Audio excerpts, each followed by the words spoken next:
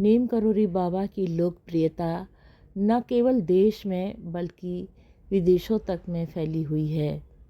दुनिया भर के लोग नीम करोली बाबा के आश्रम में उनका आशीर्वाद लेने के लिए आते हैं।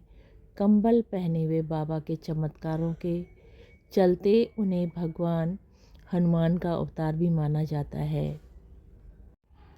बाबा अपने भक्तों से कहते, यदि कोई तुम्हारा बुरा करे और या तुम्हारा दिल दुखाए, तुम उसे निश्चल प्रेम दो, और वो तुमसे अगर स्वार्थवश जुड़ा है तो परेशान मत हो, बस मुझे कहो, सब कुछ मैं सुनता हूँ, तुम्हारी सब बात।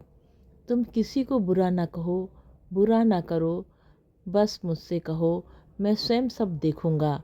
अपने भक्तों को मैं दुखी नहीं देख सकता। बाबा हर किसी के मन की बात जान लेते थे। एक बार नीम करोली मंदिर में बाबा के दरबार में दर्शनार्थियों की भीड़ तो लगी ही रहती थी। उसमें एक दरोगा भी आते थे। अपनी घोड़ी पर चढ़े। घोड़ी बड़ी ही बिगड़ैल थी तथा अन्य किसी सवार को उछालकर गिरा देती थी।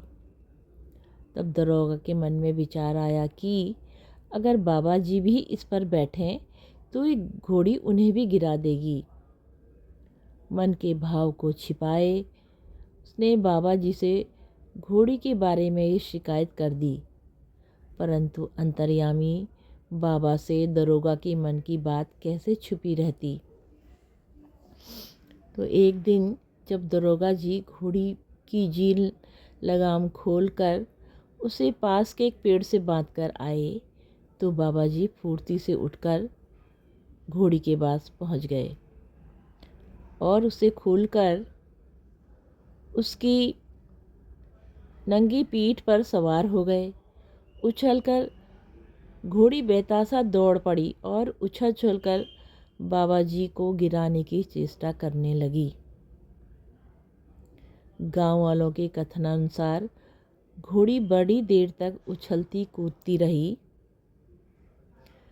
पर बाबा जी कभी उसकी पीठ पर तो कभी गर्दन पर और कभी उसके पेट से चिपके उसे लगातार दौड़ाते ही रहे, जब तक कि वो बुरी तरह हाँफ न गई और उसके मुंह से फैन के साथ खून न आने लगा।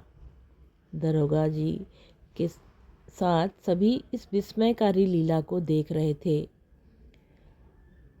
तभी घोड़ी एकदम शांत हो गई और बाबा जी उतरकर पुनः अपने आसन पर पूर्ण रूप से साधारण अवस्था में बैठ गए, मानो कुछ हुआ ही ना हो और न कुछ श्रम ही हुआ हो।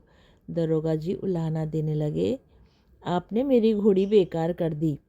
तब बाबा ने केवल इतना भर कहा, तूने क्यों सोचा कि तेरी घोड़ी मुझे गिरा देगी? ये सुनकर दरोगा जी चुप हो गए। जय हो, नीम करोली बाबा की सदा जय हो, माँ सिद्धि की सदा जय हो। बाबा सदा अपने भक्तों का कल्याण करना प्रभु, कल्याण करना प्रभु। जय हो बाबा, जय हो, सदा ही जय हो।